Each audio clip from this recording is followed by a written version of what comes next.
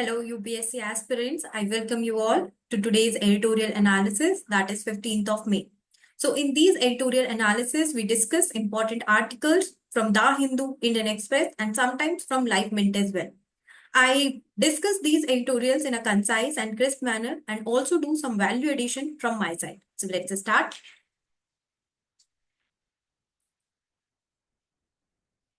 So today we have two editorials. One is from The Hindu, which is on road safety. Okay, so we are continuously seeing rash driving, road accidents are continuously increasing.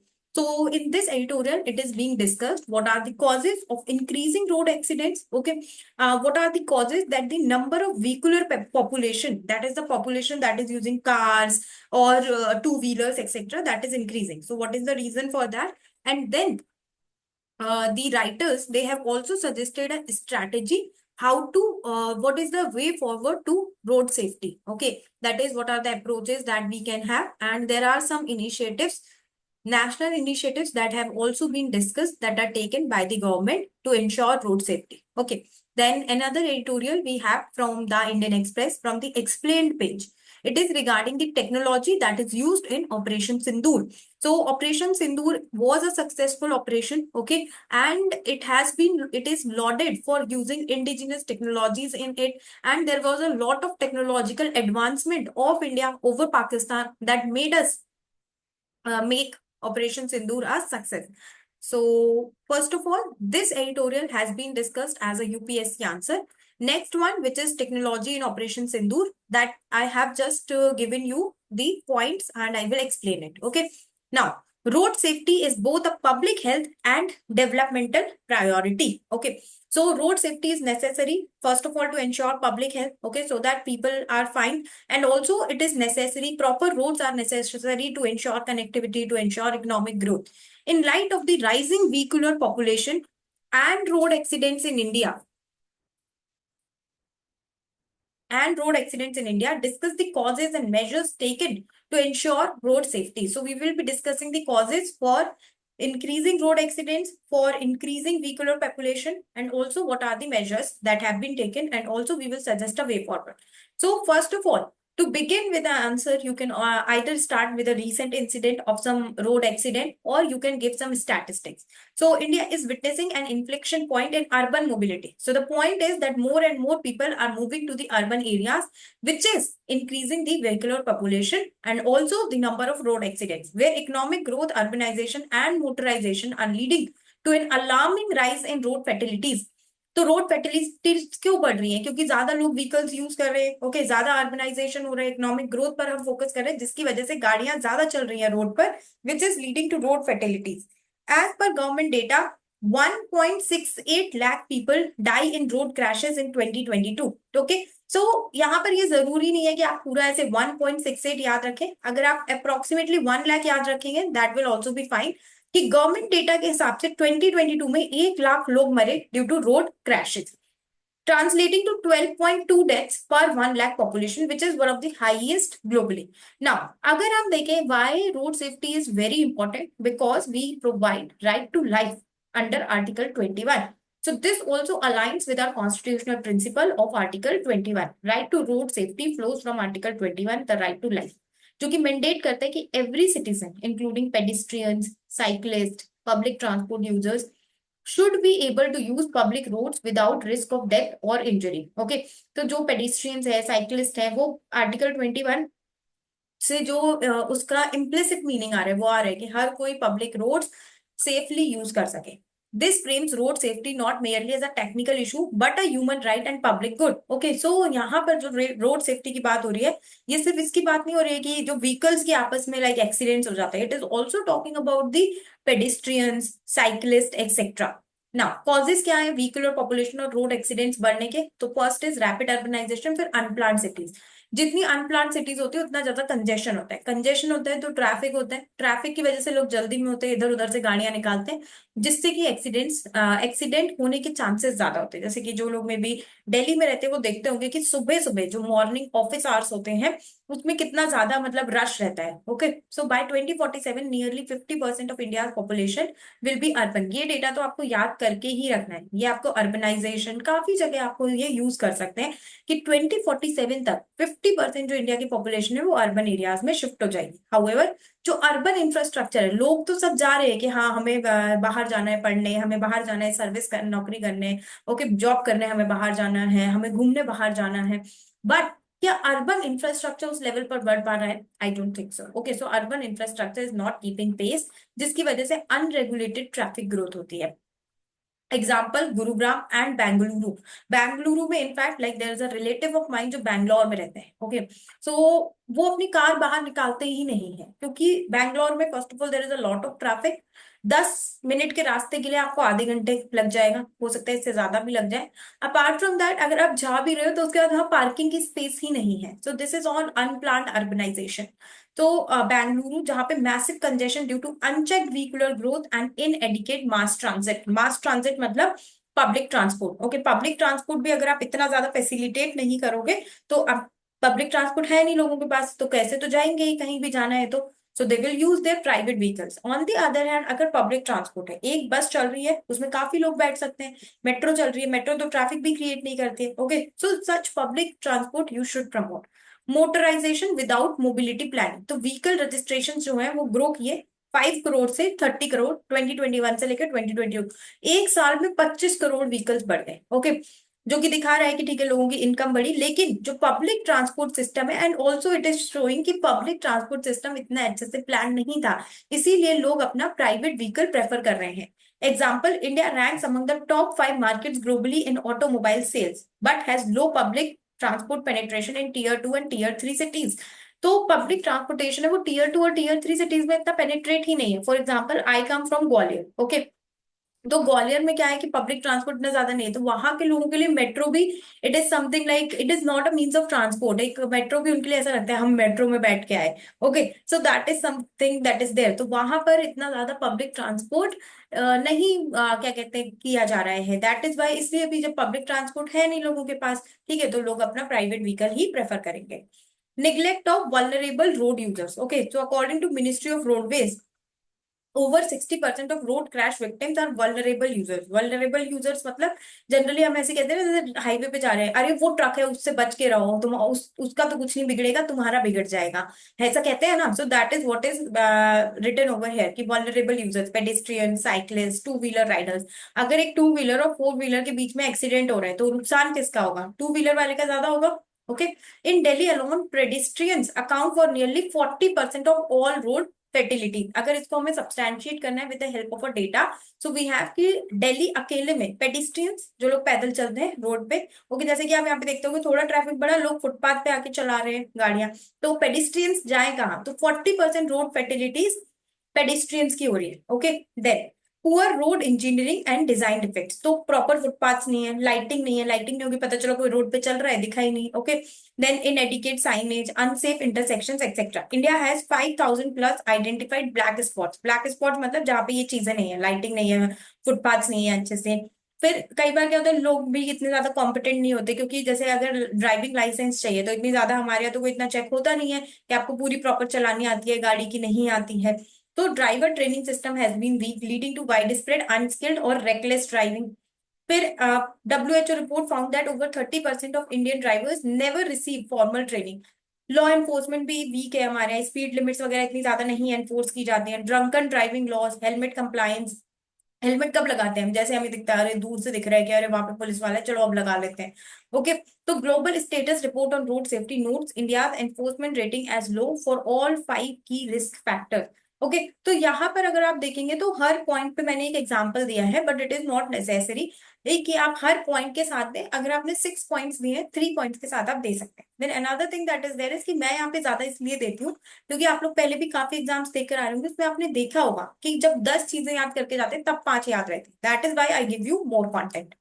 Now national initiatives क्या लिए गए हैं इस पे, तो जैसे कि जो हमारी मिनिस्ट्री ऑफ रोडवेज है वो कुछ सेफ्टी प्रोग्राम्स ले रही है, जैसे कि rectification of 5,000 block black spots, तो उनका रेक्टिफिकेशन करना मतलब वहां पे प्रॉपर लाइट लगाना, ओके, प्रॉपर फुटपाथ बनाना। फिर मैंडेटरी एयर बैग्स, हम देखते हैं गाड़ियों में अब एयर बैग्स हैं। सीट बेल्ट रिमाइंडर्स, कई कार्स में ऐसा होता है ना, सीट बेल्ट नहीं लगाई है तो वो बजता रहता है टू टू टू टू, okay.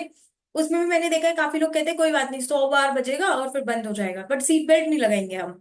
So implementation of integrated road accident database, ताकि जब हमारे पास डेटा रहेगा कि कैसे हो रहा है, क्या रीजन है, so we can make better policies. Now electronic surveillance, ये किस लिए है, जैसे कि कहते हैं ना, कुछ लोग जो जैसे कि हमारे जान पहचान के फॉरेन में रहते हैं वो बताते हैं वहां पे आप स्पीड लिमिट क्रॉस नहीं कर सकते वरना कैमरा कैप्चर कर लेगा। तो अब यहाँ पर भी हो रहा है कि एआई बेस्ड सीसीटीवी कैमरास हम लगाएं, जिससे कि स्पीडिंग, अब जैसे आपने देखा होगा आपके घर पे आ जाता है, अगर आपने रेड लाइट वायलेट किया तो आपके घर पे डायरेक्ट पहुंच जाता है वो चालान समथिंग, ओके। तो ये कैसे पहुंच जाता है, due to this CCTV camera. So red light jumping, lane violations etcetera. अब लेकिन ग्वालियर, अगर मैं ग्वालियर की बात करूं तो वहां पे तो ऐसा कई जगह के कैमरा काम ही नहीं कर रहे हैं, तो लोग वहां पे वायलेट कर देते, कहीं पे काम कर रहे हैं कहीं पे नहीं कर रहे हैं।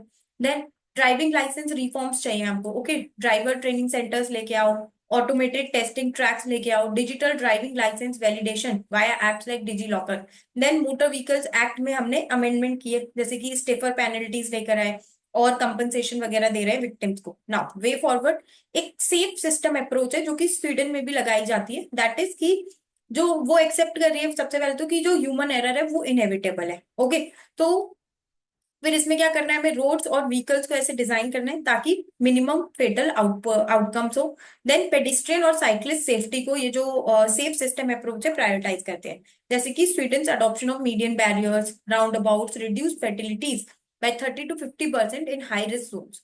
फिर यहाँ पे इस एडिटोरियल में एक 4 E's की बात हो रही है फॉर रोड सेफ्टी। 4 E में क्या क्या बोल रहे हैं ये, engineering, enforcement, education and emergency preparedness. Engineering मतलब वही प्रॉपर फुटपाथ्स वगैरह लगानी है, okay, redesigning urban roads with pedestrian islands, cycling tracks, raised crossings etcetera, जैसे कि नीदरलैंड इन्वेस्ट करते हैं complete streets with equal space for all user. फिर एनफोर्समेंट मतलब प्रॉपर लॉ एनफोर्समेंट होती है with respect to driving licence, with respect to speed limit violations etcetera.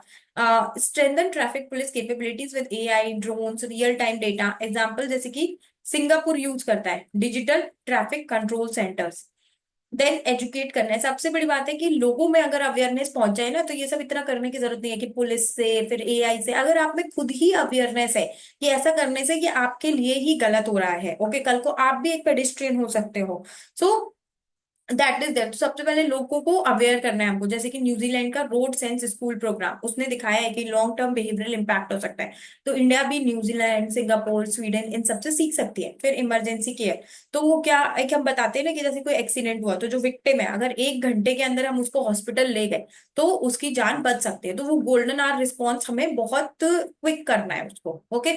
Now promote public and non motorised transport, तो public transport जैसे कि already Delhi में metro है, फिर अब हम रैपिड मेट्रो पे वर्क कर रहे हैं, तो पब्लिक ट्रांसपोर्ट पर हमको वर्क करना है। Then corporate social responsibility, auto companies to fund awareness. अब ऑटोमोबाइल जो कंपनीज हैं भाई, तुम अपनी गाड़ी बेच के तुम पैसे तो कमा रहे हो, लेकिन थोड़ी लोगों में अवेयरनेस भी लेकर आओ। रोड सेफ्टी के लिए टेक्नोलॉजिकल इनोवेशंस करो, जैसे कि एयर बैग्स की है तो ऐसे collision sensors, lane assist. Toyota's global vision, जैसे कि Toyota zero fatalities from road accident.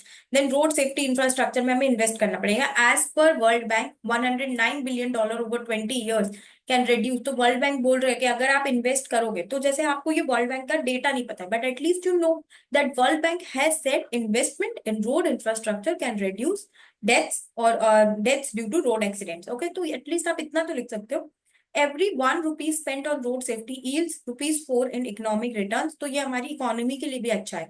That is why we should focus on road safety.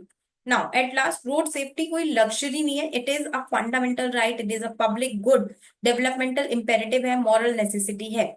जैसे कि इंडिया प्रिपेयर कर रही है 5 ट्रिलियन इकोनॉमी बनने के लिए, safe mobility must be the foundational vision. हमारे honourable prime minister Modi ji ने भी इसके लिए vision zero, okay, vision zero लेके आए हैं, जहाँ पे जीरो रोड फर्टिलिटीज होनी चाहिए, where streets are not just conduit for vehicles but spaces that protect every human life, okay। So now here we have a mind map which you can use to revise this in a quick manner. इसमें सारे points लिखे हुए हैं, be it the constitutional foundation, causes, national initiatives, way forward, etc. Now, let us move on to the next editorial, which is about the technology in Operation Sindoor. So, Operation Sindoor was a successfully coordinated military operation जो कि अभी India ने conduct किया था in the light of the Pahalgam terror attack. ये सिर्फ एक military success नहीं है, it is also a strategic demonstration of India's आत्मनिर्भर भारत इन डिफेंस. तो हम बहुत दिनों से बात कर रहे हैं कि डिफेंस सेक्टर में हमको आत्मनिर्भर बनना है. आत्मनिर्भर मतलब self sufficient. We need to have our own indigenous technology. So in this explained page, it has been discussed what are the indigenous technologies that we have used. So technology used include जैसे कि missile system, radars, electronic warfare, space based assets etcetera, ये सब हमने use किया. It is attributed कि जो years of investment हमने लगाया है R&D में कह लो आप, फाइनेंशियली हमने जो लगाया है उसके रिजल्ट्स हमें फाइनली मिल रहे हैं. Now what are the key indigenous technologies जो डिप्लॉय की गई है? तो first is Akash surface to air missile system. Surface to air क्या होता है? सरफेस धरती से हवा में, okay, air. Surface to air missile system किसने डेवलप किया? अब आपको, because they have been used in Operation Sindoor, it really becomes important for you to know कि कौन सी मिसाइल यूज की है, उसके क्या फीचर्स हैं, किसने उसे डेवलप किया है. तो जैसे कि इसको आकाश सरफेस टू एयर मिसाइल, इसको DRDO ने डेवलप किया है, इंडियन एयरफोर्स और आर्मी से यूज करती है. ठीक है. ये आकाश प्राइम जो है इस एनहांस्ड वर्जन है विद बेटर टारगेट एक्यूरेसी. और इसके फीचर्स अगर हम देखें तो 25 से 30 किलोमीटर दूर तक जा सकते हैं, मल्टीपल एरिया थ्रेट्स को डील कर सकते हैं, और राजेंद्र रडार के साथ इसको इंटीग्रेट किया है. एडवांटेज क्या है? किसी भी तरह का मौसम हो ये काम करेगी. ओके, हाई मोबिलिटी है विद व्हील्ड लॉन्चर्स, चीपर है एंड फास्टर है. फिर हमने रडार सिस्टम यूज किया जैसे कि राजेंद्र रडार. क्या है ये? 3D फेस्ड एरे रडार है for tracking and fire control. Okay. फिर सेंट्रल एक्विजिशन रडार रोहिणी और फ्लाइट लेवल रडार, ये भी हमने यूज किया जो कि नेटवर्क सेंट्रिक वॉरफेयर और इलेक्ट्रॉनिक टारगेट ट्रैकिंग के लिए इंपॉर्टेंट है. देन हमारे पास कमांड एंड कंट्रोल सेंटर था जैसे कि troop control centre, flight control centre, जो कि इंडिजिनस सॉफ्टवेयर को यूज करके बनाया गया. तो बेसिकली इस आर्टिकल में मेनली बात हो रही है कि हमने खुद से ये सब बनाया, चाहे वो कंट्रोल सेंटर हो, रडार्स हो, आपकी मिसाइल्स हो, डायरेक्टेड एनर्जी वेपन्स हो, लेजर्स एक्सेट्रा. अब इसके स्ट्रेटेजिक एडवांटेजेस क्या क्या है? जो एडवांटेजेस जैसे कि operational efficiency, systems like Akash eliminate import delays. Import delay नहीं होगा, ठीक है, कॉस्ट कम हो जाएगी. पहले हमें दूसरे देशों से इंपोर्ट करना पड़ता था. फिर कस्टमाइज टेक्निकल फ्लेक्सिबिलिटी हमको मिलेगी.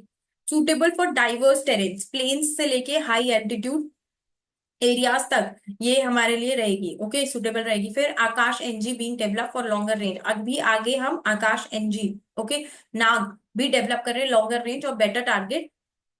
डिस्क्रिमिनेशन नहीं होगा, ये डिसेमिनेशन.